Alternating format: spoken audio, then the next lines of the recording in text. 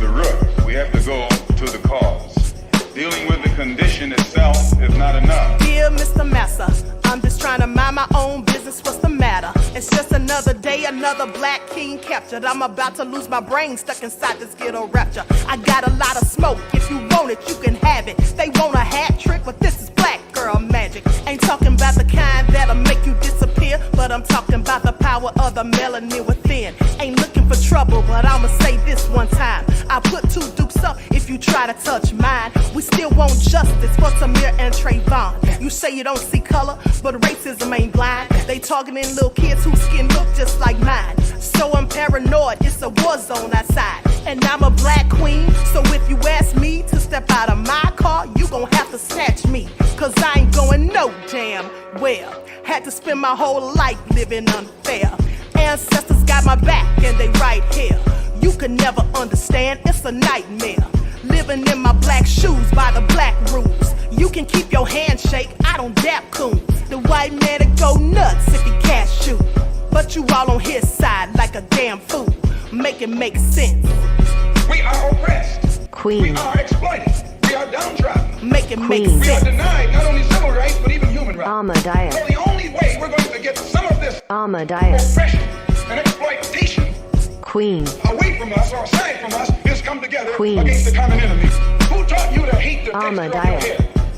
Who taught you to hate the color of your skin? Ahmadiyyah. Parents, pay attention to the books, the school system, given to your little children. Lies mixed with wisdom. His skin too bright, so he was blind to the prison. My skin just right, so I collide with division. You trying to pray to God, but we tired of religion. No savior saving, we got to save our savings. We used to pay miss, how we gon' make the slave rich? But who's to blame, and tell me why you complaining? We need a team effort just to rule the nation. Like a bad relationship, missing communication. We missing moderation. They trying to get a poison to my population. No reparations. I'm getting tired of Satan. We are oppressed. Queen. I'm getting tired of waiting. We are downtrodden. Queen. We are denied not only civil rights, but even human rights. Ahmadiyyah. So the only way we're going to get some of this Ahmadiyyah. oppression and exploitation Queen. away from us or aside from us.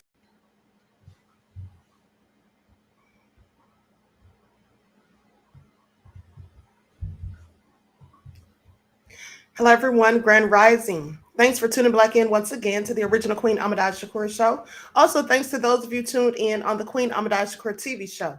I'm your host, Queen Ahmadiyyah Shakur, and this is your morning wake-up call. So as you're coming in, please feel free to go ahead and subscribe to the channels if you haven't done so already. Be sure to click that notification bell and click the word all so that you're notified each time the Queen Goddess goes live. Also, if you have any grievances or complaints, please just unfollow, unsubscribe, and exit stage left. Okay. To my fan page, I saw you in the chat. I was trying to give you a wrench, but YouTube just isn't allowing me to do so. Okay, they're not allowing me to do so. I've been trying for at least 20 minutes. Okay, they're not allowing me to. I keep getting an error message, and so I'll have to talk with them I'll have to talk with them later. All right. So hello, D. Wavy though is in the house. Mr. Hotel, Pearly. All right. Shout out to my moderators putting in work. I see you, Kenyatta D. Griffin, back to basics. Pearly's in the house. Stacy, Claudette, Nessie X. All right. Silent D. Ethelene Harris. Okay. True Justice is here. Sister Moon 1 Irfin. All right. I see you, beloved. So let's get into it. Shout out to everyone in the chat and everyone tuned into the Queen. All right, make sure y'all get those likes up. Y'all know they have me shadow banned. Stop playing. All right, Stacy, I see you. Curly Girls in the house, Kathy B. Okay, so let's get into it. Dragon Lily is here. All right, Christopher. So with that all being said, more nefarious news about the situation with Rasheem Carter, but also I have an update. Hold on, I'm looking for something real quick. Let me see if I can find this video. I want to show this video. I'm going to try to, I'm probably going to mute it. Yeah, I'm just going to mute it because I can't find what I'm looking for. I'm going to play this video about Rasheem. And so you all can see on the screen everything that they say happened to him. Okay? Now, I didn't find out the rest of these nefarious details until later on yesterday evening after I had reported on it. So I'm going to get into that. But also, I have the update on Jelani Day. Okay, I hope y'all haven't forgotten about Jelani Day. Remember, he came up missing in 2021, and then he was a 25-year-old Black male going to school, going to medical school. All right, body found in the river 2 weeks after he was reported missing. And so there was an update posted about him where his mother did an interview 3 days ago with On the Scene. So I'm not going to be showing the video because I don't have permission and I don't want any problems with ScrewTube. So I'm going to play the audio for you, and I'm going to also play some footage of what his mother had to say. Okay, so everyone please get those likes up. Like and share. I'm going to first go to a video that I posted last night on Twitter. Now I'm going to turn off the audio.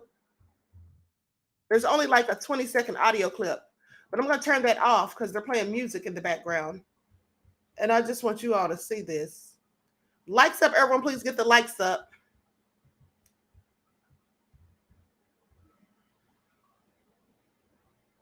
Okay, here we go right here.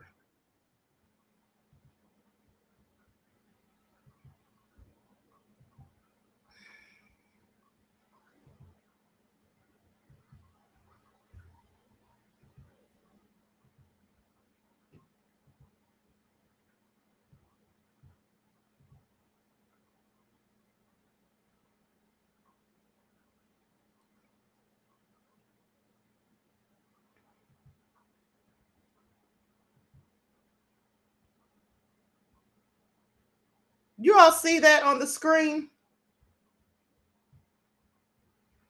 You all see that? Hold on, let me see if I can zoom in.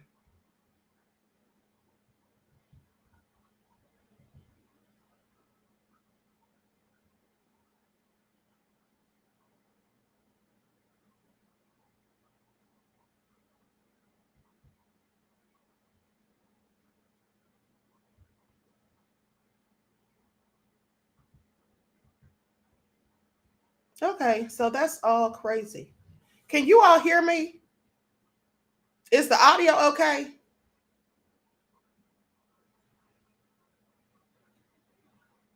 Hold on. Okay, put ones in the chat if you all can hear me. Ones in the chat if you all can hear me. Okay, because I can't tell on my end. All right. My earphones sound a little stuffy. Okay, so I don't know if you all could read that, but let me just read it to you. And for those of you who may not have seen it, this is what they say. They say he was beaten, okay, until he was deceased. They cut his manhood off. All right. They cut that off and put it in his mouth. All right. They cut his fingers off. They dug his eyes right out of his head. They cut other parts of his body off. They gave his body to wild animals. They poured acid on his body. Gabe Horn, who is the chief of Taylorsville, Mississippi, you know, he's getting backlash. So now he's trying to sing a different tune. I'll get into that in a minute. They say there was someone by the name of Bobby who was the cleanup man who also was the maintenance man of Taylorsville projects. Now, this is what's been reported. I can't substantiate these details. I'm just telling you what they're saying. They say the boss man, Mr. Stephen Luke Clements, who was Rasheem Carter's boss. They're saying this person was involved. These people are responsible for deleting Rasheem Carter. As a Black man in Black women of Taylorsville, I advise you, this is what someone is saying, I guess this is a resident. I advise you to be extremely careful because these folks are deleting Black people around Taylorsville, Mississippi, along with others. Okay, that's what it says.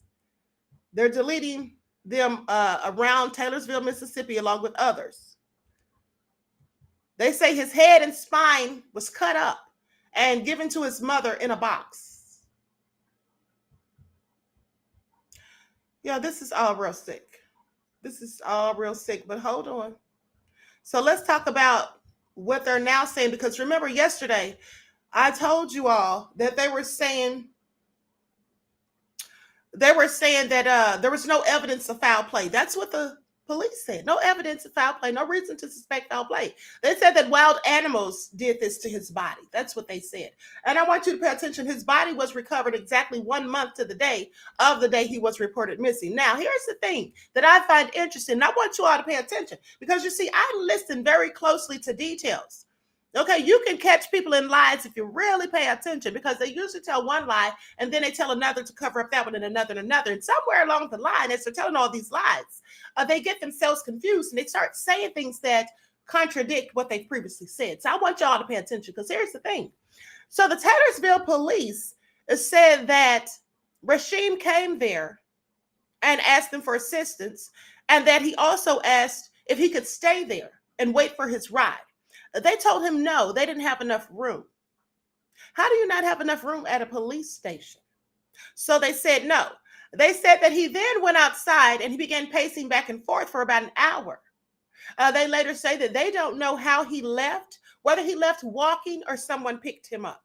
Well, I find that very interesting and quite frankly suspicious. How do they know that he was walking back and forth, pacing back and forth for a whole hour? How do they know that?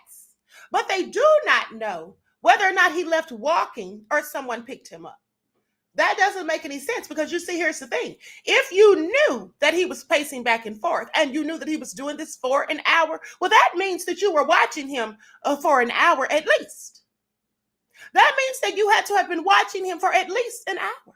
And if you were watching him for at least an hour, then how do you not know whether he left walking or he caught a ride? See how that makes no sense? You see how that makes no sense? And I do believe that the police are absolutely in on it. In fact, they're likely the ones who did it, in my opinion. Because here's the thing. If someone comes into a police station frantic, out of breath,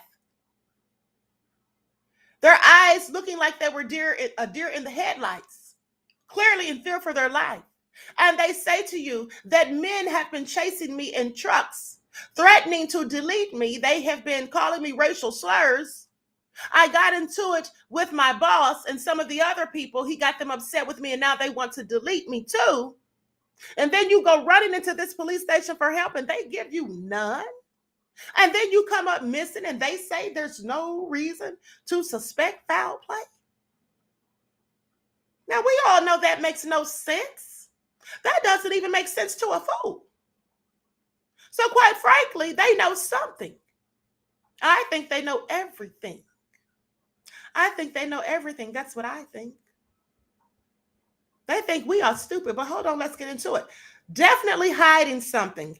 Rasheem Carter autopsy findings sparked lynching claims after no foul play backlash.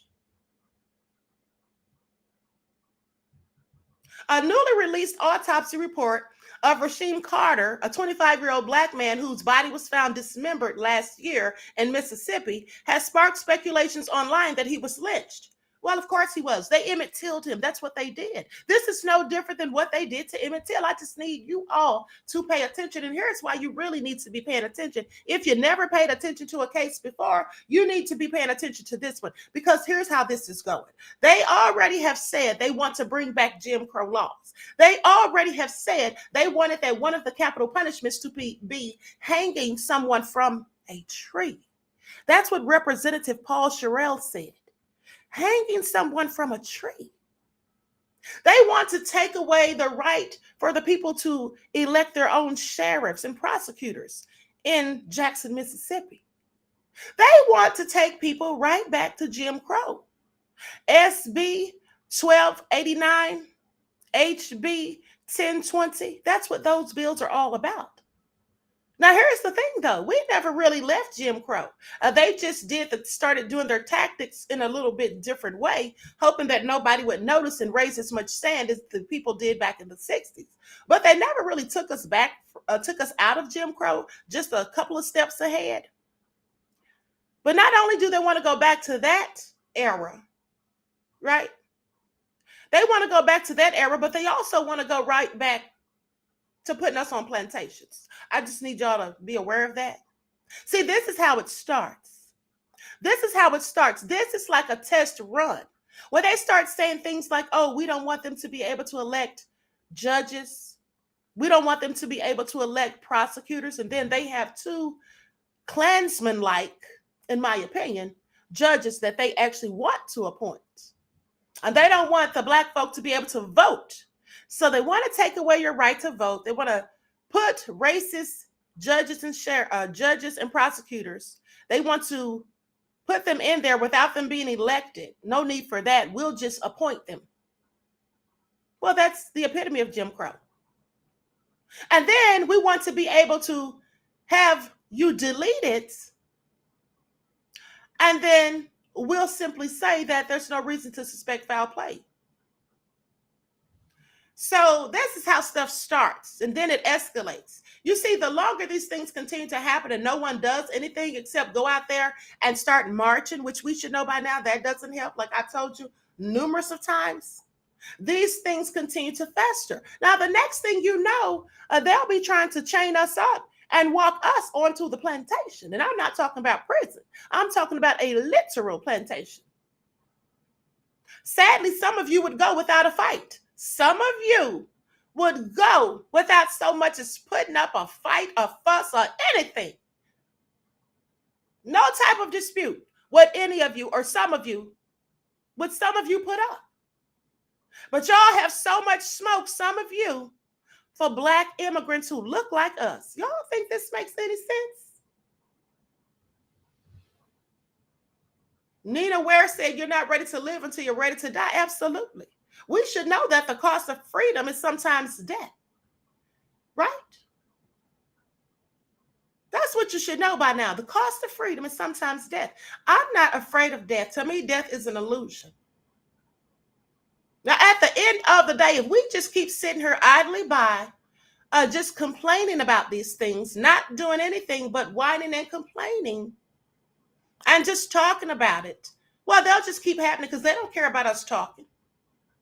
Because they know that talking's only going to do so much. And how come this story isn't national news like Gabby Petito? Like Natalie Holloway? I have questions. But let me continue. So goes on to say, while the police authorities handling the case initially suggested that no evidence of foul play was found, on Monday, March 13th, Carter's family, along with their attorney, Benjamin Crump, said that an independent autopsy found the complete opposite.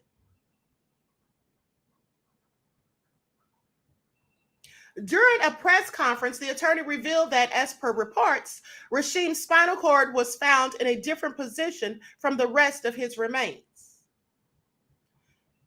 Said, we understand they believe he may have discovered, may have discovered some other remains of his body that they have not disclosed as of yet. Rasheem Carter went missing on October the 22nd, on November the 2nd of 2022. I'm sorry, he went missing October the 2nd of 2022. Then on November the 2nd of 2022, the skeletal remains of his decapitated body were found, but no details were revealed before Monday's announcement. Previously, authorities suggested that no foul play had been involved and animals may have ripped his body apart. Since when do animals decapitate your head? When do they do that? Since when do animals remove someone's spine? Where does that ever happen?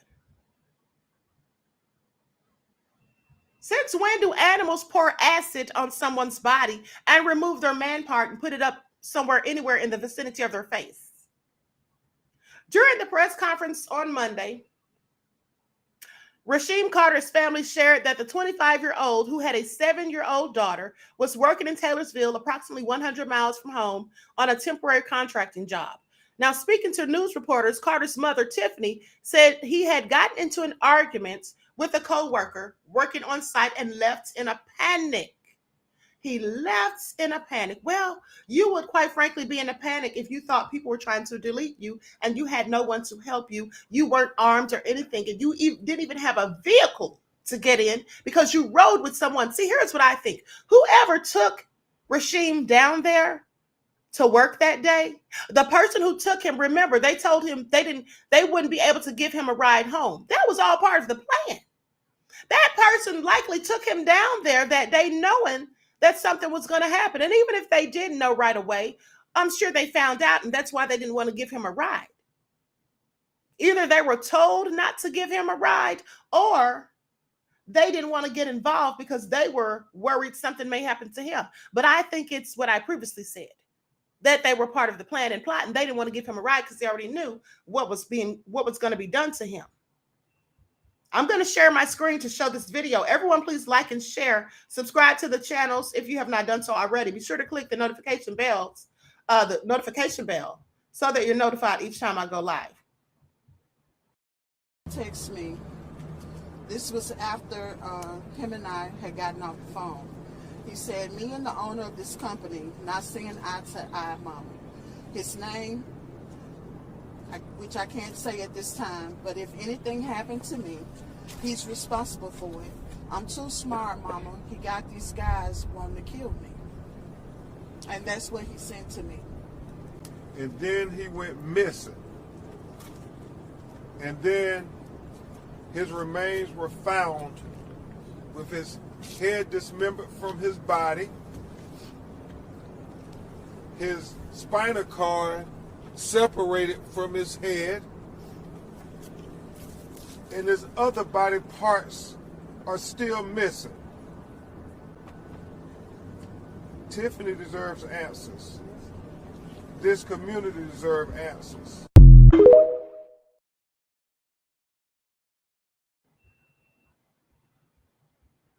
I absolutely cannot imagine how his mother is feeling right now.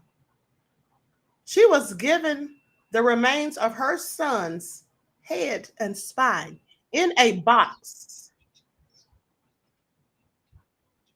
That is so crazy. But let me continue.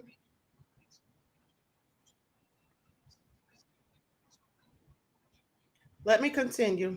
Likes up, everyone. Please like and share. And so it goes on to say, hold on.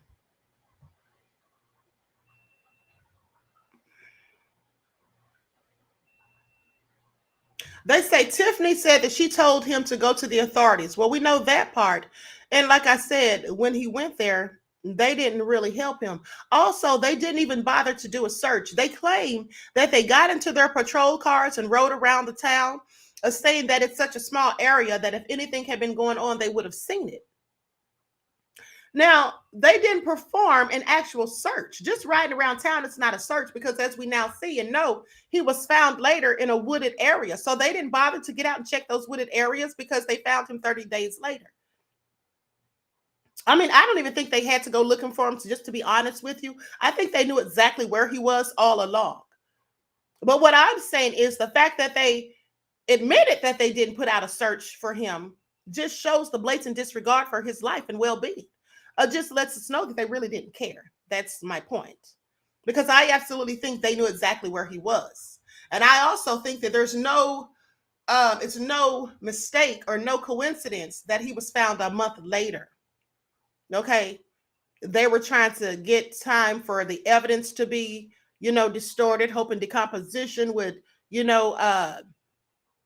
change some of or basically ruin some of the evidence that was likely on the body. That's what they were pretty much doing as far as I'm concerned. Okay. That's the same thing with Jelani Day. And so they go on to say that in December, Gabe Horn, the Taylorsville police chief, shared that no police assistance was provided to Carter because they were short-staffed. Now, I want y'all to pay attention. I just want y'all to pay attention to this. They say that no one bothered to give him any assistance because they were short-staffed. Now, this town is not that big, according to them. They said if anything was going on, they'd have been able to spot it from simply riding around looking. So how many people do they think they need to assist one person? They were short-staffed. Well, how many staff do they normally have in a little small town police station? How many staff do they normally have? And if they were short-staffed, but this man came in there in fear for his life, saying that he was being threatened and people were chasing him. I mean, if you were a kind-hearted person, an officer who really wanted to uphold the law and cared about people's safety and well-being and had an ounce of human decency, they would have allowed him to stay inside the police station. Wouldn't you think?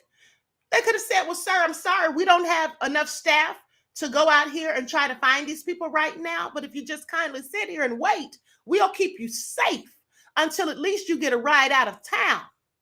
See, that's what they could have did. That's what they didn't do. And the reason, in my opinion, they didn't do that is because they're in on it. They're all in on it. All of these racist devils down there in Taylorsville.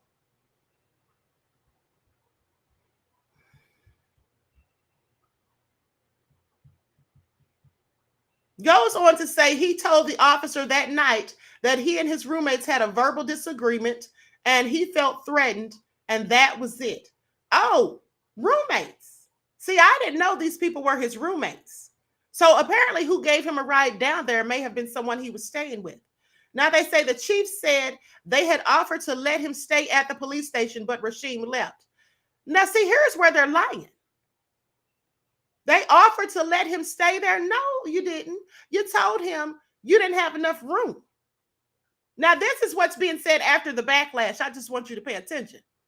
They said, while speaking with the Vicksburg Daily News in November, Sheriff Joel Houston stated that Rasheem did not tell them he was in danger. So you mean he just walked in there? Now, I need y'all to pay attention to this.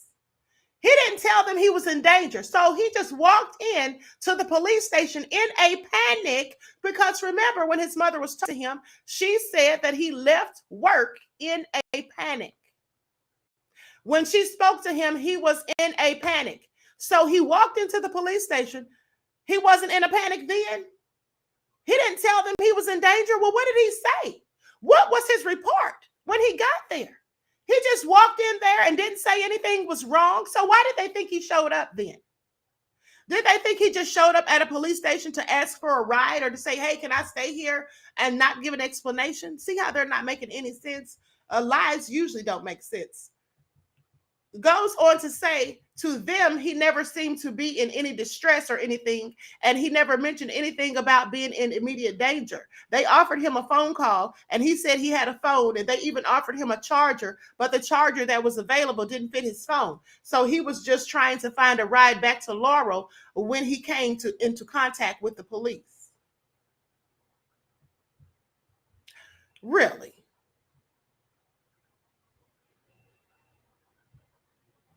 Someone says, this is absolutely horrific. Worth noting that the police refused to give him a ride home after he asked for one. The beginnings of Rasheem's tragic death are similar to that of Ahmaud Arbery. This is all so crazy. No foul play, though. Nothing to see here, folks. Body found dismembered in the woods, head completely decapitated, spine snatched out, ripped out, eyes gouged out, teeth knocked out, both top and bottom. No foul play.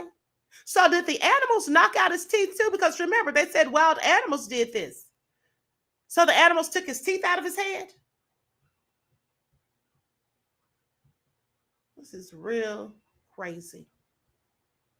This is nothing but a modern day lynching. I'm sure we all know that by now. See, this is reminiscent of Jelani Day and what happened to him.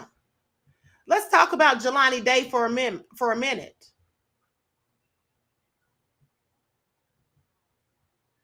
Let me pull these receipts up. Likes up, everyone. Please don't forget to like and share.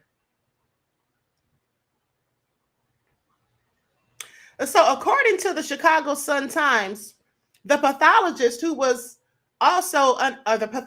also unable to locate 25-year-old Jelani Day's eyeballs, brain, liver, and spleen, and his organs were completely liquefied. Now, findings led social media to think that there was some organ harvesting going on, but that's not what was the case, according to his mother. On October the 11th, that Monday evening, his mother, Carmen Day, said that she does not believe that this believe this is the case and clarified that 2 autopsies performed on her son reveal contradictory findings. She didn't believe that was the case. She said no organs were missing. I do not want to stray off from the facts. There were contradicting facts from the first preliminary autopsy compared to the second autopsy that was independent. But this is not the case of organ harvesting. See, they want to make it look like it's this, so we don't know it's a lynching and a whole hate crime. Okay, there's plenty of people out here abducting people, deleting people to take their organs, and they're trying to make it as that. Here's the thing. His organs were liquefied. Now, if you all remember when I reported on Jelani Day's story back in 2021, after they found his remains, his mother didn't get them right away, but when she did get them, a lot of his body parts, organs specifically, were liquefied. You know, he had been in the river, remember? They found him in a body of water. So with that all being said, it was extreme decomposition had set in. And after about 20 to 30 days, all that stuff starts to liquefy. And it's very hard to get evidence of how the person was met their demise when that happens. And I think that's why Jelani's mother didn't get his remains right away. That's just my opinion. Now, so they say, however, she says, however, my son did not put himself in the river. My son was deleted, and my goal and purpose are to find out what happened and hold those responsible accountable. LaSalle County Sheriff's investigation into Day's death is ongoing, and the police have circumstances surrounding the young man's August 24th disappearance very suspicious. And so that was one of the initial reports. That was one of the initial reports. So anyway, like I said, this is all so crazy. I'm going to play a video of his mother, but also I think I have a coroner that I follow. I think I have her video about Rasheem. Let me see if I can find that real quick. Today, Illinois State University grad student Jelani Day was laid to rest, but questions remain about his death. His body was found in the Illinois River just days after he was reported missing. NBC5's Kate Chappell joins us with the update. Kate. Rob, the burial was open to the public at the Spring Hill Cemetery in Danville this morning, and Reverend Jesse Jackson was there to support the family and to make a call to action. He wants the FBI involved in this case. Jelani's mother, Carmen Bolden Day, was clearly emotional. She could be seen hugging her son's casket as supporters lined up to pay their final respects to the young graduate student. Though his death has not officially been ruled a homicide, authorities have noted unusual circumstances surrounding both his disappearance and the discovery of his body. Today, both Reverend Jackson and Jelani's mother called for further investigation. It is important that we find out what happened to Jelani. Jelani could have been anybody's son. He could have been anybody's brother. He could have been anybody's nephew. Your cousin, but he was my son, and I want to know what happened to Jelani. Too much inaction. We'll get the FBI involved, justice, and even the president, the governor of the state. Jelani Day was last seen on August 24th. His body was found September 4th in the Illinois River near Peru. It wasn't until late September, however, he was identified. The cause and manner of his death have not yet been released. The LaSalle County coroner says they are still awaiting a toxicology report. Allison? We hope his mom gets some answers. Thanks so much, Kate. Okay, so with that all being said, I'm going to show the three-day ago update on Jelani Day's case where they interviewed his mother. I'm going to show that. I'm not going to show it. I'm going to play the audio. As I said, I don't have permission to show the video. So let me pull that up real quick. Also, Jelani's father, unfortunately, Sevy Day, he passed away. He passed away, and it's really sad because his father needed a bone marrow transplant, I think it was, and Jelani was the one who was most likely to be a match and had agreed to do it. So basically, when Jelani passed away, well, his father ended up passing away 7 months later. Very sad. I can only imagine what his mother is going through still.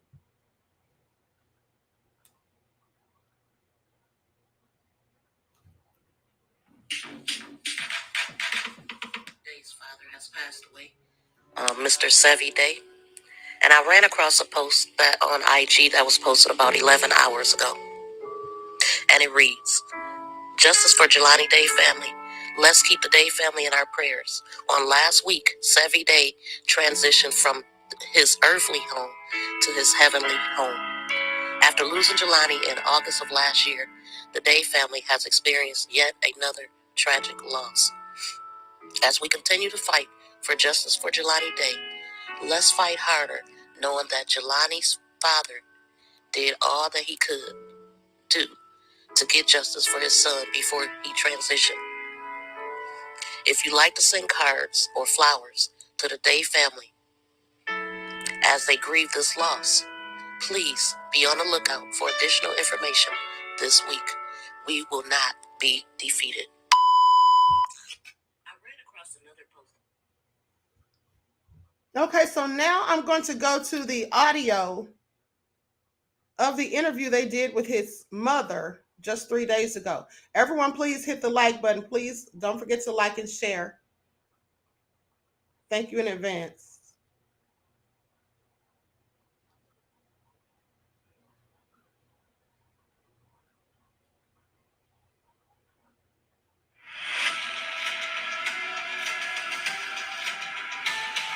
Now, let me just warn you, this is going to be about 15 minutes long, okay? And I do want to play the entire thing, okay? Pay attention. This is going to be like 15 minutes long, and I'll more likely than not play the entire thing. Okay, so just so you all know, I just want you all to hear this. I think I'm going to play the whole thing.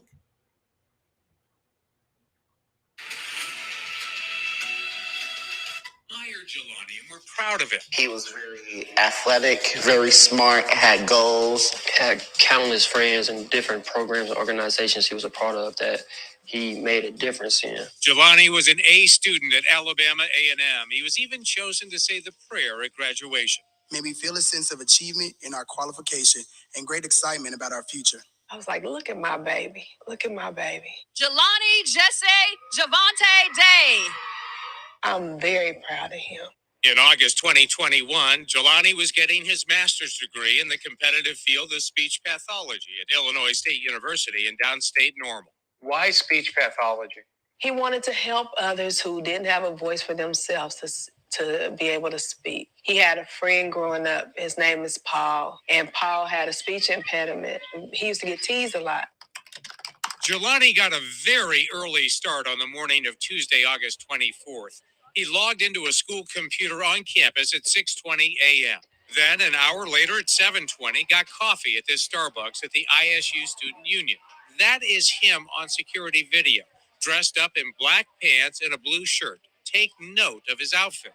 Carmen says he seemed excited about a clinical session with a patient later that afternoon and called her repeatedly the day before. He was going to go through his homework, and he said, okay, Mom, I don't want nothing. I just wanted to hear your voice. And I said, okay, babe, I'll talk to you in the morning. Jelani did not call his mom the next day. She assumed he was busy at school. In the week since then, Carmen has carefully watched the college security video from that morning. I see him going in a building where he's approached by two people. It looks like he talks to them and they all go into the building. The building is Fairchild Hall, which houses the speech pathology and audiology department. Carmen says the tape shows him walking out a few minutes later. I see him sit down on a bench and I see him looking at his phone. Like he's reading a text or like he's looking at video or what? It was texting. Then Carmen says he walked back across campus and there's video of his car leaving. His mother says he must have driven to his apartment off campus. She later retraced his steps. When I went there, it was typical Jelani. He'd take his clothes off and leave them in the floor. About 2 hours later, around 9:12 a.m., Jelani was caught on camera again in different clothes, this time wearing shorts and a Jimi Hendrix t-shirt. He was walking into the Beyond Hello marijuana dispensary, 10 minutes from campus in Bloomington. His mother says he bought one joint and left. But Jelani did not go back to campus for his class at 1 o'clock that afternoon, and crucial time would pass before anyone realized something was wrong. 24 hours later, when he missed class for a second day, his professor was now concerned enough to alert the school for a wellness check. What happened to my brother? His brother DeAndre, a middle school teacher, was the first relative to get the news. Police came knocking on my door saying, "You're looking for your brother." So I called my mom and my sister. "How you heard from him?" They said no. Immediately, Carmen knew something was terribly wrong and says she tried to convince police to go all in, even though she says they told her adults missing a short time only trigger a full search if they're in danger of hurting themselves or others. Did you tell the police that he was in danger of hurting himself or others? I said, but at this point, I don't know. So I'm telling you, if that's what you need me to say to you, I will say anything. And he said, well, I'll get back with you. Police tell us under state law, all missing persons cases are taken seriously right away. So when Carmen reported Jelani missing at 8:57 that night, they say they went to work, calling hospitals, friends, and relatives. As the investigation began, detectives focused on that security video and started looking for more pictures from stores, homes, and gas stations. Every investigation in 2021 is ultra reliant on video cameras and electronic data. The story of the missing college student would eventually go viral after a rallying cry on social media called out the national media's attention on the Gabby Petito case, noting the racial disparities in the coverage of people who go missing. I'm glad that it's getting media attention. It helps us with our investigation. Even with the coverage, the key question remained, where on earth did Jelani go? What caused him to leave this campus, change out of his dress clothes when he had such an important class that afternoon? Who was he talking to? Who was he possibly texting? What was said in any of the messages? His mother says this clearly goes far beyond the legal purchase of marijuana. Something changed, right? Something changed. What happened? I don't know. I've been trying to figure it out. Do you think the answer's on that phone? I do. I believe that it is. That day, Jelani was driving a car he was proud of and careful with. A 2010 white Chrysler 300 he got from his grandfather. He put the car in the shop, got the car painted, got the car repaired, everything, and he paid for it all by himself. On Thursday, 2 days after his disappearance, Carmen says she received an email when a story broke saying her son's car had been found an hour north in Peru, Illinois. She says a detective finally called. I already heard about it, so I'm mad. I'm very upset. And he said, where did you hear about it from? It's like, it's in the newspaper. It's on the news. Carmen scrambled to get to a wooded area near the town's YMCA where police had been searching the car. To me, it's unusual the way his vehicle was. You know, it was off of a parking lot inside. It wasn't like deep into a woods, but it was off a parking lot. That's very unusual to just find a car like that. Investigators recovered several items inside. Some of the clothes he was wearing at the dispensary, a partially smoked marijuana cigar blunt, and Jelani's journal. Was there a clue in what was written inside? Police won't say. We collected a lot of evidence from the vehicle, and we were using a lot of that. They say there's no blood. They say it doesn't look like anything was disturbed. They don't see any signs of foul play. Does anything about this make sense? Absolutely not. Nothing makes sense to me. There's nothing about the car being in the wooded area, the city of Peru. I never even heard of the city of Peru until we found the car. Carmen says the car's license plate had been removed. What does that tell you? This is purposeful. And soon there was more. Police conducted an extensive search nearby with dogs, drones, and teams on foot. They found Jelani's wallet a quarter mile from the car in a residential area. Any money in the wallet? There was no money in the wallet. Any of his credit cards or debit cards? Nope. And he had those things, right? Yes, he did. Did you check the debit card and the credit card? Was there any activity between the time he disappeared? No, I'm not seeing any activity. Nothing. Nothing. With no sign of life, the family was frightened and frustrated and tried to find Jelani on their own. I put out this post on Facebook, and I asked anybody who could and will to meet me in Peru. How many people showed up? More people than I expected. They organized a search near the area where the car was found. Volunteers came from as far away as Chicago. Even professional tracking dogs arrived with a handler. They split us up into groups. There was a park across the street from this wooded area. And they found several things: clothes and a gun clip. Carmen called police to process the evidence. And he said to us, they collected that, what we found, but he doesn't think it had anything to do with Jelani. He thinks it was somebody, a homeless person. Then on Saturday, September 4th, a week and a half after Jelani's disappearance, a partially clad, badly decomposed body was found floating face down under a tree that had fallen into the Illinois River in Peru, 3 miles from the car. Carmen raced to the scene, but says police told her she should not view the body. I didn't even get to look at my baby. I didn't see him, and I wish I would have looked at him. I wish I would have. The body had a double-knotted sweatshirt tied around the waist. Jelani's shorts and sneakers were on a riverbank and contained unidentified DNA, raising even more questions. Using dental records and the family's DNA, it would take an excruciating 19 days for authorities to finally make a positive ID of the body. It was Jelani. But the family was stunned by the official cause of death. It wasn't any type of wound or injury as they expected. The medical examiner said Jelani Day had drowned. I will never forget that day. To hear my dad cry like that and to hear my mother in so much pain was horrific. It was really devastating. And to get that explanation that he drowned was a slap in the face. It was an insult to us. But the coroner also wrote drowning is considered a diagnosis of exclusion when a body's found in water with no other obvious injury. Did he know how to swim? Absolutely. He swam in high school. He was an avid swimmer. He swam all the time, working out, always at the pool. So how did he end up in the river? Is there any chance Jelani took his own life?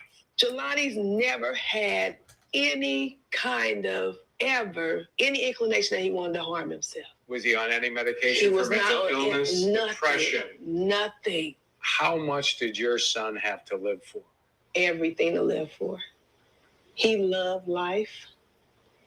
He loved his family. In fact, she says Jelani had recently volunteered to be the donor for his father, who had leukemia and needed a stem cell transplant. He was the most likely match for his dad. And he wanted to do it. He absolutely, yeah. Sadly, Jelani's father passed away 7 months after he did. Justice for Jelani! Justice for Jelani! Carmen Day has accused the Bloomington police of dragging their feet when she first reported Jelani missing. And she says authorities took far too long to identify his body, and they and the media would have worked much harder and faster if her son wasn't black. Bloomington dropped the ball from the beginning. We won't argue with their emotions. If they feel like we're not doing enough, that's how they feel about it. We can provide some facts on what we're doing, but I'm not going to tell, their family, how they should feel. The family is losing confidence in the local authorities. They want answers.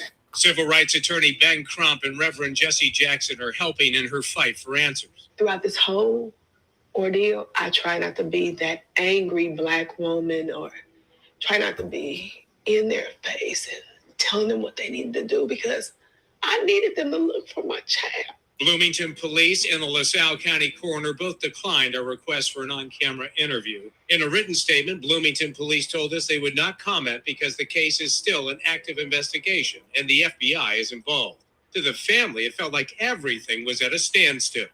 Then, 6 weeks after the body was recovered, a significant clue was found through pure luck. A man was driving on the highway when he pulled off on one of the Bloomington exits to secure a mattress that was tied to the roof of his car. He just happened to look down at the side of the road and saw an iPhone. It was Jelani Day's. What do you want to know from that phone? I want to know who's involved, who was he last texting in his last hours, who was his last conversation with. Through the Freedom of Information Act, we obtained heavily redacted emails from the FBI to Peru police. One is called Extraction Report, Apple iPhone, 23 chats and 17 messages. These details have been cross-referenced from Jelani's contact list. Another notes 6 phone numbers of interest.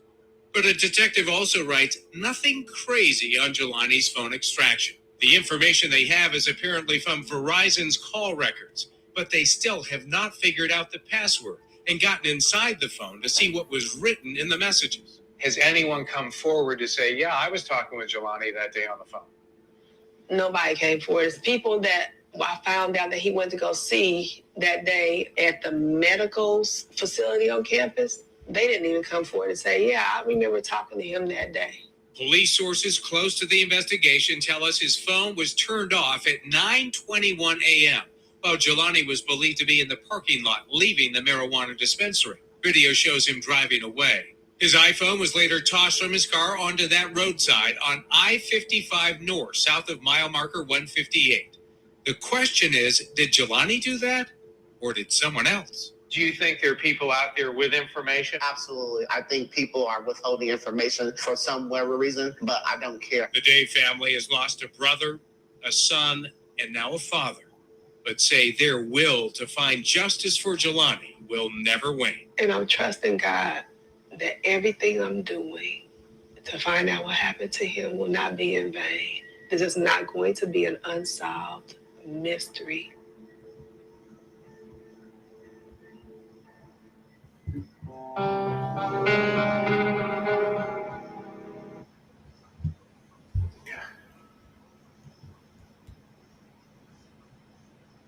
Okay, so that is very disturbing, very sad, very sad. But I want you all, the Prince of Paraphernalia says the FBI is useless. Let me tell you all something.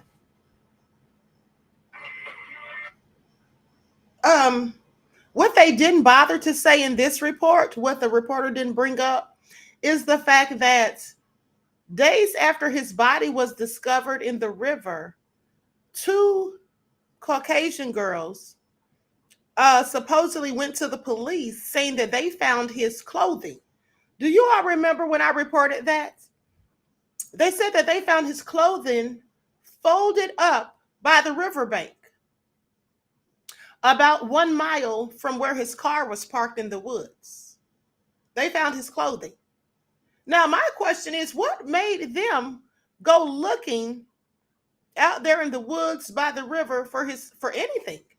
They said they were doing their own investigation, and maybe they were, but they found his clothing and it was all folded up. I thought that was very strange.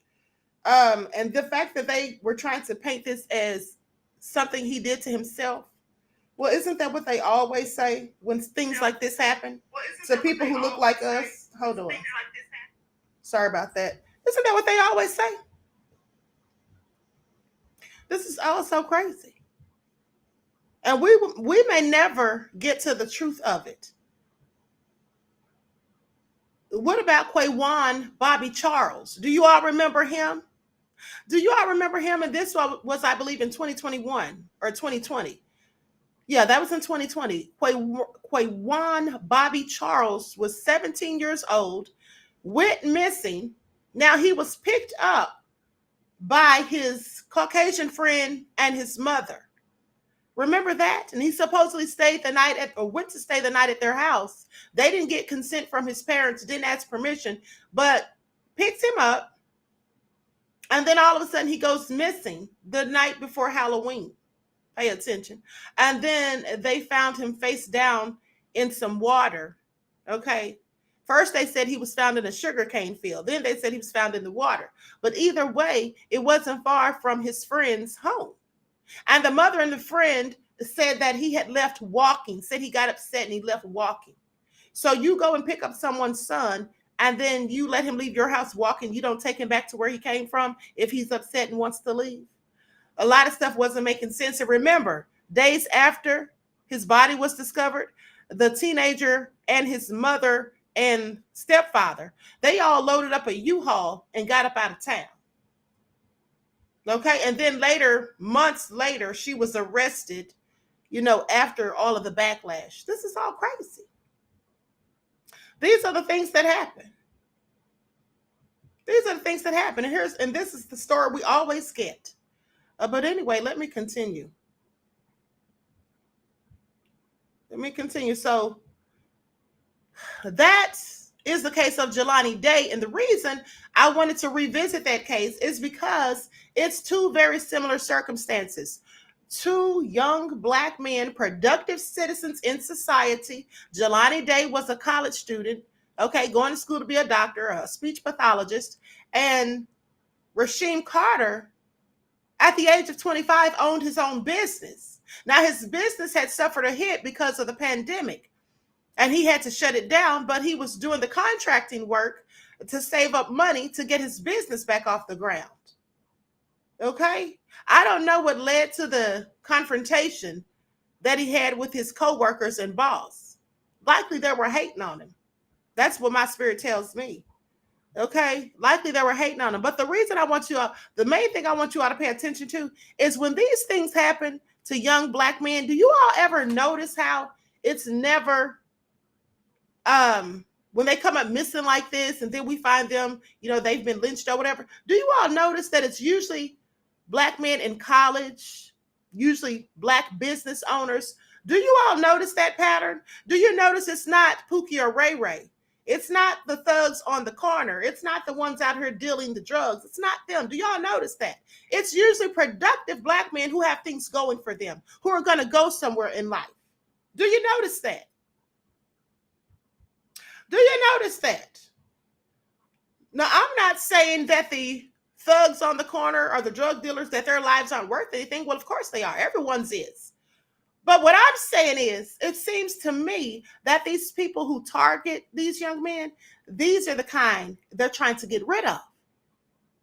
And I want you to really think about it, because at the end of the day, who do you think that racist, wanton supremacists fear the most? The thugs on the corner dealing the drugs, or the educated black man who's got his own business or who's going to college to be a doctor?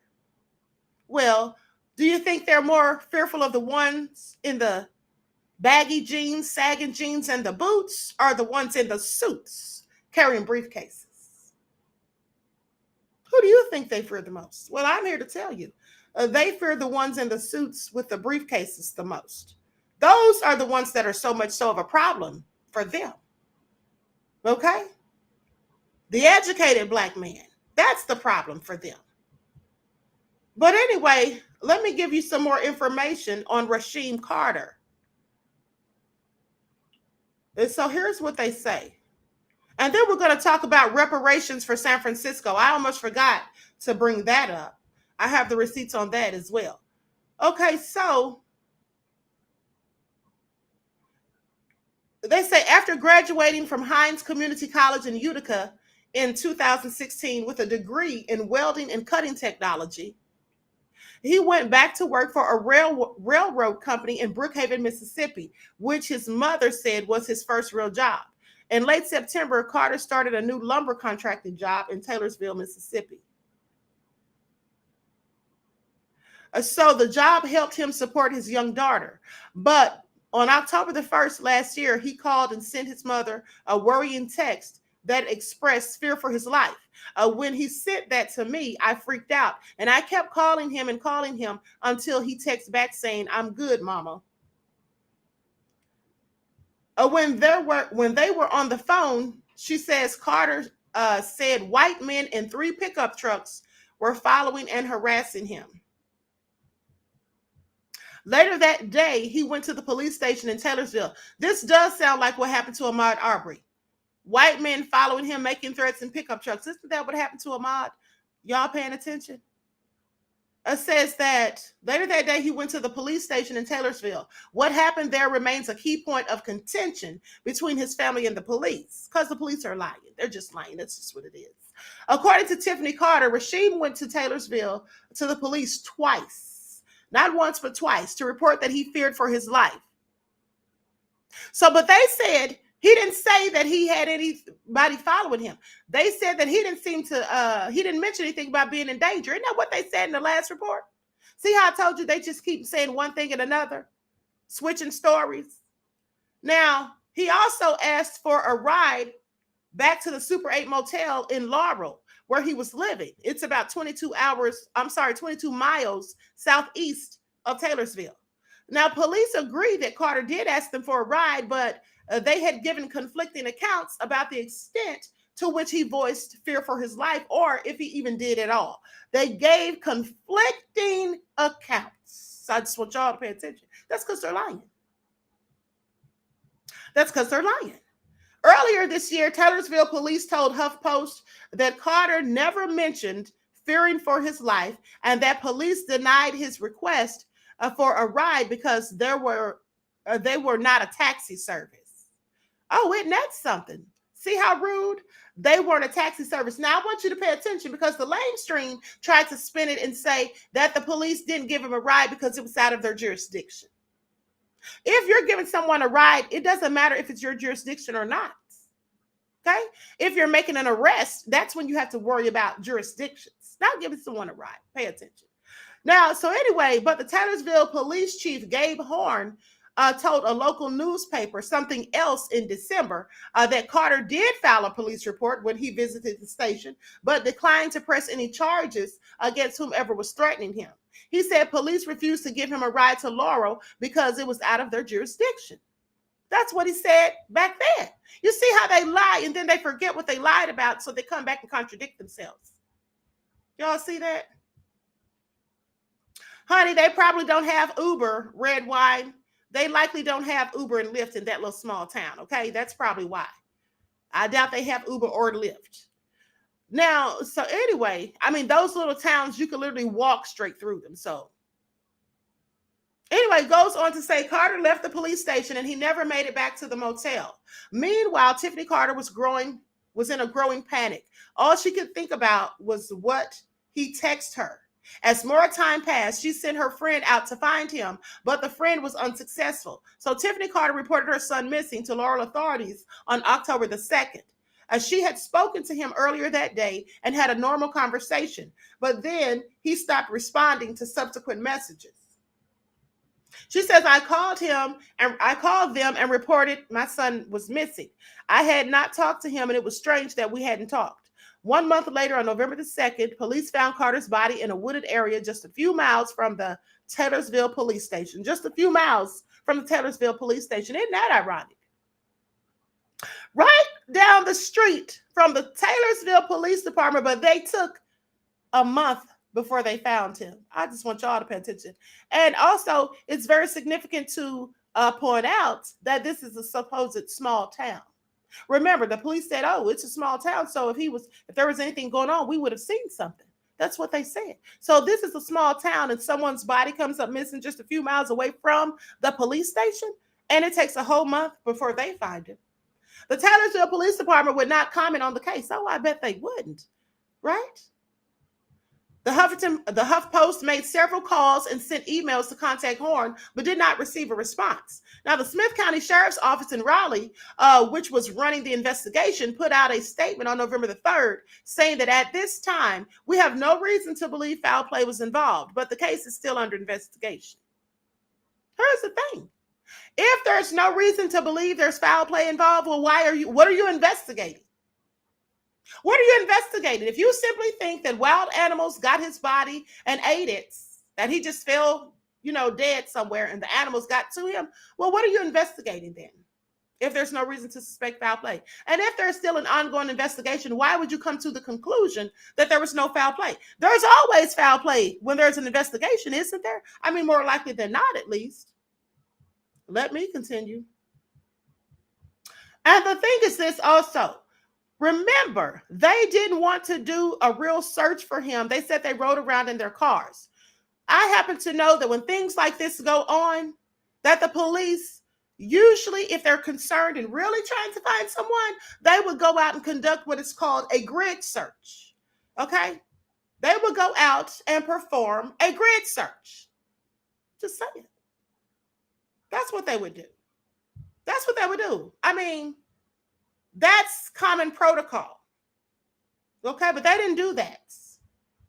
They didn't perform any search at all until his family went down there and got four-wheelers and they went looking for him, hit the streets, and they went doing the search. And then that's when they wanted to come out, the police that is, and act like they're trying to help. So the Carter family was immediately skeptical. As soon as they said no foul play involved, yeah, they got real concerned. Thought that was clearly suspicious, as should we all. Now, the autopsy performed by the state medical examiner later that month, on November the 22nd, was more circumspect. It did note that the remains showed no pathological conditions or significant skeletal trauma, but did observe several fractures. It said decomposition was very advanced and the remains were incomplete. It listed the cause of death as undetermined. And let me just say this, like I told you, his body was conveniently supposedly found 30 days later. Well, there's a very good reason for that, because in 30 days, like I told you, they were hoping that the decomposition would mess up, some of the evidence, or that people wouldn't be able to see exactly, or the examiner even wouldn't be able to find out exactly what happened. And as you can see, it worked because the death was listed as undetermined. Now, Smith County Sheriff Joel Houston told the HuffPost that that is how his office is treating the case, and that it is actively pursuing several angles, including several search warrants for electronic devices. But the family and their attorneys, noted civil rights attorney Benjamin Crump, the remains show something else altogether. Crump's office took possession of Carter's remains after the state was finished and performed an independent analysis of the state results as well as an independent autopsy. Now, in a Monday news conference, Crump said that his examinations revealed that Carter had been dismembered and his head was not attached to his body. So they say disturbing imagery from Carter's final hours has shocked his family. Someone captured Carter on a deer trail camera on the property where his body was found. The photos began circulating in the community. Someone shared one photo with the family, and police also became aware of photos. Now, the image Carter's family saw, they shared that with the HuffPost, and they show a side profile of Carter in the woods with his shirt off, wearing blue jeans with some kind of wooden object on his shoulder. Well, that was likely for defense. This looks like someone on the run for their life. I don't know about what you all think. I'm going to share my screen so you all can see it, but looks to me like someone that's clearly on the run for their life. And picking up anything, whatever they can grab to try to protect and defend themselves. This is very disturbing. That's the picture that they captured on the camera. This is why you have to always stay strapped, people. I keep telling you, I have been telling you all for years, for at least since 2020, that you need to, when I give you your lifelines, I always tell you, make sure you have a weapon on you if you have a license to carry, and make sure that weapon is clean so it doesn't jam when you need it the most, and that you have ammunition. People are being hunted out here. This is not a game. Tiffany Carter said she believes the image shows her son in fear, as if he was running away from someone or trying to protect himself. Yes, both. Houston did not say if there were other photos of Carter in his last days. The family, local activists and residents want answers about what happened. Tiffany Carter thinks police have not been forthcoming about the details surrounding her son's death. She says, I would never let go of my son. He will always have a place in my heart because he was my baby boy. I can't change what has happened, but I can make sure it does not happen to somebody else. I can go out there and still fight and still try to get justice for my son and anybody else. The case initially received little to no media coverage. Well, no surprise there. But the rallies and demonstrations in Taylorsville have garnered the attention of local television stations. Over the last 5 months, Carter's family has held several demonstrations that have drawn significant local turnouts. Duvalier Malone, an author and activist from Fayette, where Carter was born, said that Mississippi's violent history against Black people is the main reason why Carter's family and other local activists in the state are uneasy. They say Mississippi's justice system is still brutally not made for Black and brown people. You cannot tell me that if it was a white body gone missing, Mississippi Bureau of Investigations and the FBI wouldn't have aggressively been looking into this. It is amazing how Rasheem is one of many stories that go unreported in Mississippi every day, and that poor family is hurting as a result of it. Rasheem knew he was in danger. He went to the police station, and there has been a lack of accountability to the police station. A Washington Post report found that since 2000, there have been at least 8 suspected lynchings of Black men and teenagers in Mississippi. And local police departments have repeatedly been accused of racist practices. So y'all listen. Mississippi Burning. Remember that movie? Well, they still doing the same thing they did then. And that was back in Jim Crow. So when I tell you we've never left Jim Crow, this is what I'm talking about. Carter's family said that it's not going to stop pushing for answers. It happens, but this time it happened to the wrong person, which is Rasheem. This is what Tasha Clark, his cousin, said, because he has a family that is going to fight behind him. This is all so very sad and unsettling. Very sad. So now, as I was telling you all, hey,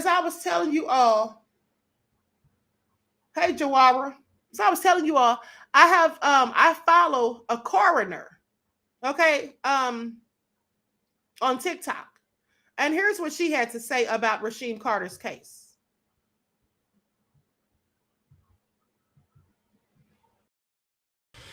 Rasheem Carter is a 25-year-old son and father who was reported missing on October 2nd of 2022.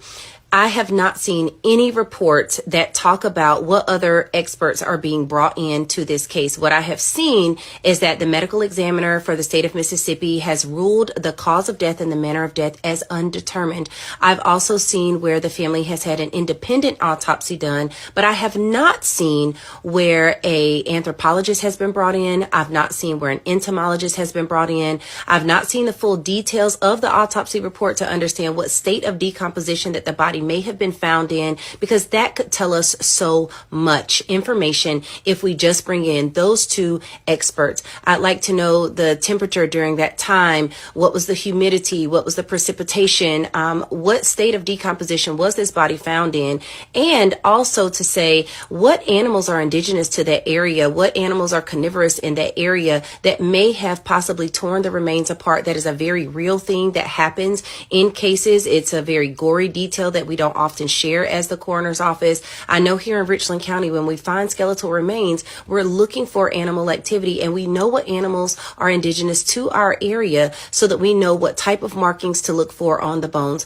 More to come, and I'll update my opinion as the story unfolds. My prayers go out to Rasheem Carter's family. Now, this woman is a medical examiner herself. She's a whole coroner. And you heard all the things that she said she wants to know. So my question is, why aren't they talking about these same things? Oh, so crazy. This is really nefarious. Okay? With a capital N. So I'll keep you all updated. But at the end of the day, I believe the police were in on it. I believe that the whole thing that happened at his job was planned. I think that when he went to work that morning, the person who took him to work already knew they weren't going to give him a ride back home. I think they probably have been plotting on him for days. That's just what I think. I think it was likely something to do with jealousy. You know, this young man had his own business and all of that. He was educated, had gone to college and everything. He was attractive, nice looking. How we know that it was more likely than not envy? Well, let's not forget what they did to his man parts. Okay? His man part. So this is definitely the act of hateful, wicked, nefarious, wanton supremacist. Okay? That's what it is. So anyway, my prayers go out to his family. My prayers go out to Jelani Day's family. At the end of the day, how many times are we going to have these conversations? How many times do we have to keep talking about these lynchings? You heard what they said in the article. They said since 2000, there's been 8 supposed lynchings in Mississippi. Well, I believe there's been more than that. I believe there's been more than that. A lot of these stories don't get reported. They don't get any media coverage. They don't get any media coverage. Back in 2019 or 2018, I did a story about all of the lynchings, not all of them, but lynchings in America from 2014 to 2018, just a 4-year span. There was at least 15 that I reported on. And I'm sure there was more than that, but there was at least 15 that I reported on. This is all so crazy. Anyway, let me continue. So now let's talk about these supposed reparations payouts that they're speaking of. The San Francisco board open to reparations payments in the tune of $5 million. This is what they're saying. So listen up. Payments of $5 million to every eligible Black adult, the elimination of personal debt and tax burdens, guaranteed annual incomes of at least $97K for 250 years, and homes in San Francisco for just $1 a family. These were some of the more than 100 recommendations made by a city-appointed reparations committee tasked with the thorny question of how to atone for centuries of slavery and systemic racism. And at the San Francisco Board of Supervisors hearing the report for the first time Tuesday, they voiced enthusiastic support for the ideas listed, with some saying that money should not stop the city from doing the right thing. Several supervisors said that they were surprised to hear pushback from politically liberal San Franciscans, apparently unaware that the legacy of slavery and racist policies continues to keep Black Americans on the bottom rungs of health, education, and economic prosperity, and overrepresented in prisons and homeless populations.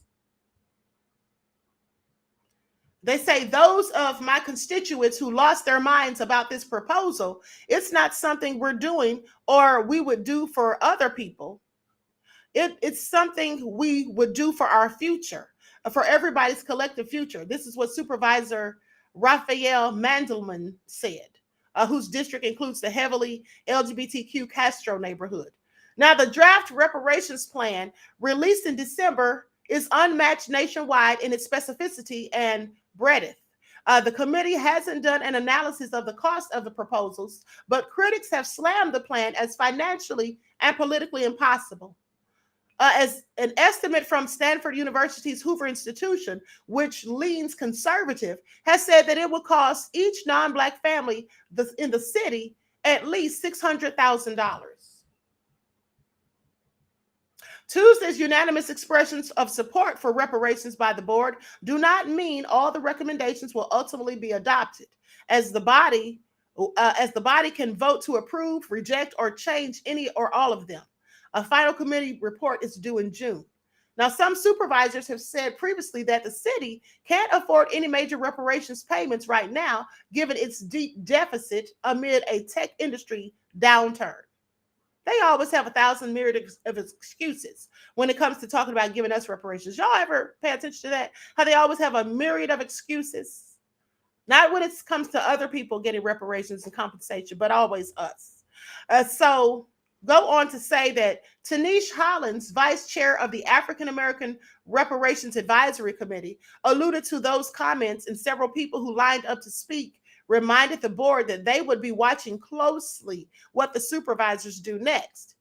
Hollins says, I don't need to impress upon you the fact that we are setting a national precedent here in San Francisco. What we are asking for and what we're demanding for is a real committee to what we need to move things forward.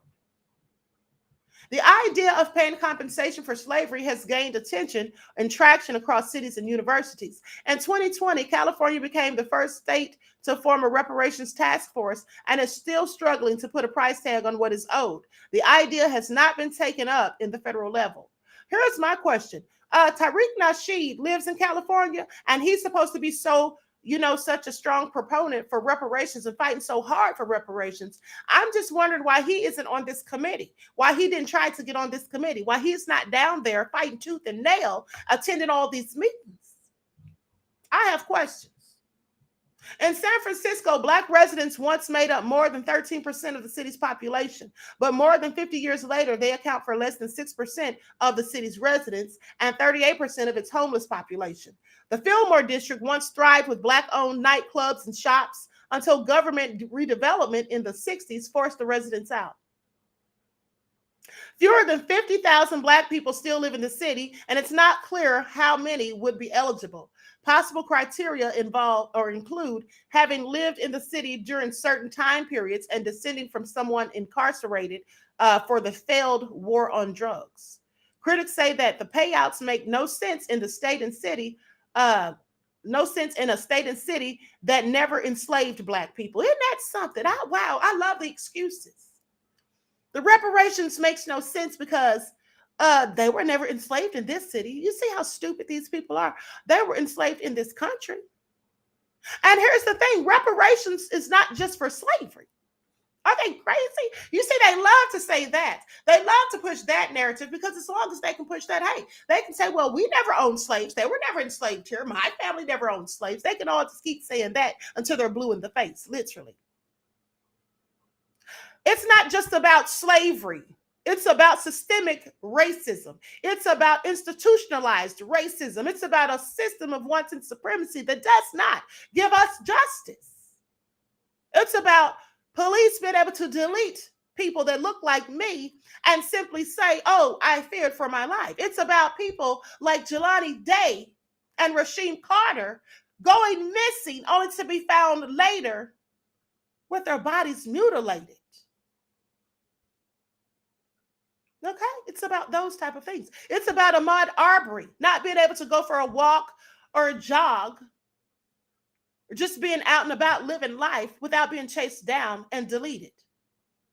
It's about Breonna Taylor not being able to sleep in peace in her own apartment without being deleted in the middle of the night when she was completely innocent and did nothing wrong. Reparations is about all of these types of things. It's about Robert Fuller, who was found swinging from a tree in California in 2020. It's about all the young Black men, women, children, and even the elderly. Remember the 72-year-old Black woman that was found swinging from a tree last year? They said she did it to herself. It's about Darren Seals and other Ferguson activists who came up executed. And they lied and told us they did these things to themselves. All of the activists who have lost their lives. Please miss me with it. Let me continue. So with that all being said, advocates say the View ignores a wealth of data and historical evidence showing that long after U.S. slavery officially ended in 1865, government policies and practices worked to imprison Black people at higher rates, deny access to home and business loans, and restrict where they could work and live. Let's not forget about redlining. It's about that too.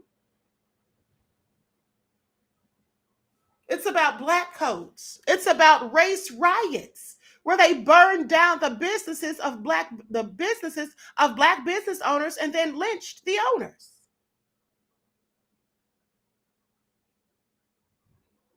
It's about the Red Summer, when all of these numerous towns had their racist, wanton supremacist residents descend upon Black folk and delete them. It's about Black Wall Street.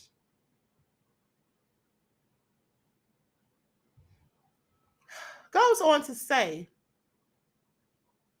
Justin Hansford, a professor at Howard University School of Law, says no municipal reparations plan will have enough money to right the wrongs of slavery, but he appreciates any attempts to genuinely, legitimately, authentically make things right. And that includes cash, he said. He says, if you're going to try to say you're sorry, you have to speak in the language that people understand, and money is that language. John Dennis, chair of the San Francisco Republican Party, does not support reparations, although he says he'd support a serious conversation on the topic. Oh, okay. Why would we have a conversation with him? He doesn't consider the board's discussion of $5 million payments to be one. Isn't that something? He doesn't consider that to be a conversation that he wants to have, basically. He does not support reparations. Now, here's where it doesn't make sense. Pay attention. He does not support reparations, though he says he'd support a serious conversation about reparations. Why would we have a serious conversation with a person who doesn't even support reparations? How's that conversation going to go? What will be the point of that? That's all I'm saying.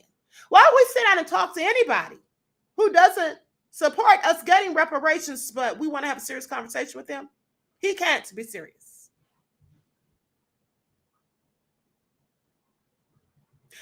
They say this conversation we're having in San Francisco is completely unserious. This is what he says. They just threw a number up. There's no analysis. It seems ridiculous. And it also seems that this is the city this is one city where it could possibly pass. The board created the 15-member Reparations Committee in late 2020, months after California Governor Gavin Newsom approved a statewide task force amid national turmoil after a white Minneapolis police officer deleted George Floyd. The committee continues to deliberate recommendations, including monetary compensation, and its report is due to the legislature on July the 1st. Now, at that point, it will be up to the lawmakers to draft and pass legislation. The state panel made the controversial decision in March to limit reparations to descendants of Black people who were in the country in the 19th century. Some reparations advocates said that that approach does not take into account the harms that Black immigrants suffer. Under San Francisco's draft recommendation, a person would have to be at least 18 years old and have identified as Black American or Black or African American in public documents for at least 10 years. Eligible people must also meet 2 of 8 other criteria, though the list may change. Those criteria include being born in or migrating to San Francisco between 1940 and 1996 and living in the city for at least 13 years, being displaced from the city by urban renewal between 1954 and 1973, or the descendant of someone who was attending the city's public schools before they were fully desegregated, or being a descendant of an enslaved person. The Chicago suburb of Evanston became the first U.S. city to fund reparations. The city gave money to qualifying people for home repairs, down payments, and interest or late penalties due on property. In December, Boston City Council approved of a reparations study task force.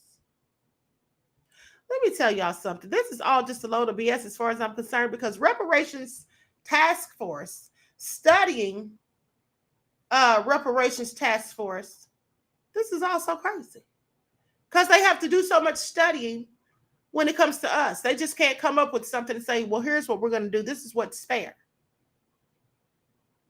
But they want to keep studying. Well, this could go on for decades. This could go on for decades. Remember that bill, HR 40, they said they would study reparations for 8 years. 8 years? Why do they need to study for that long?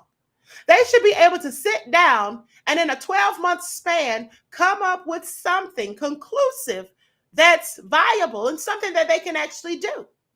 And that should include cash payments. That should include land. That should include paying no taxes. That should include silver and gold.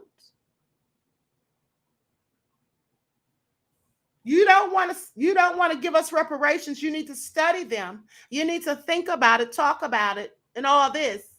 But Biden didn't do any of that when it was time for him to send that money over to Ukraine.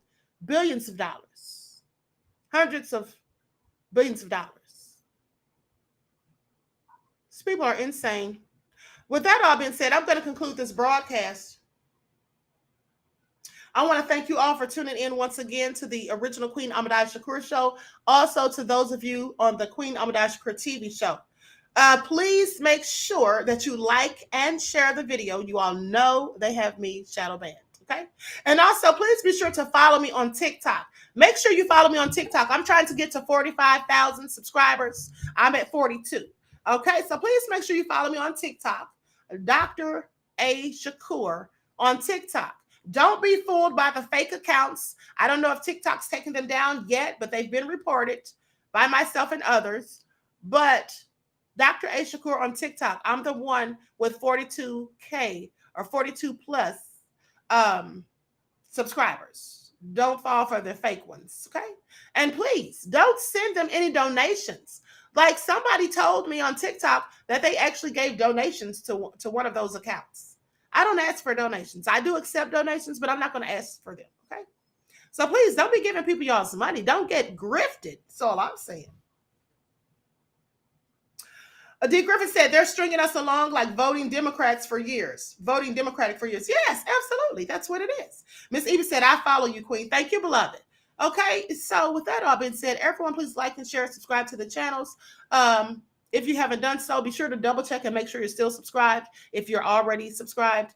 And don't forget to follow me on Instagram at Dr._AShakur and on Twitter at DGoddess27. And if you have any trouble finding the links to my videos, you know, knowing whether or not I'm going live or whatever, you can always, because sometimes YouTube doesn't send out notifications, but you can always find the links posted on my Twitter, okay?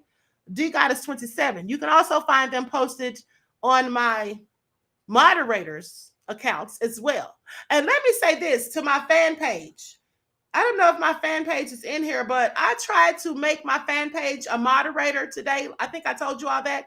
And YouTube is just giving me a message, an error message. I don't know what's going on with that, but this is how you know when they have you shadow ban. They do little things like this. So y'all just pay attention. Okay, so with that all being said, I wish you all love, peace, and prosperity. I'm going to be doing, I believe this Friday, unless something changes, I'm going to be doing a very important interview, okay, with a Black family who has sadly lost the mother of the family. And in a very, sad way, we're going to have them on here for an interview. So please be sure to tune in. I'll be posting that probably today or tomorrow. But with that all being said, each one teach one. That's how we grow and thrive. Do something productive, constructive, but never destructive. And always remember, beloveds, to keep the Most High first in your lives. Peace.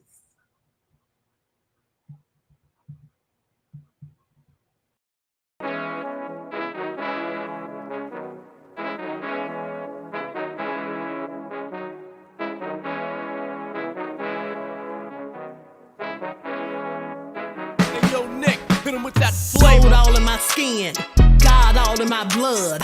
Kings all in my circle, you touch one of mine and you're done. They show no love for the queen, why you hating on me?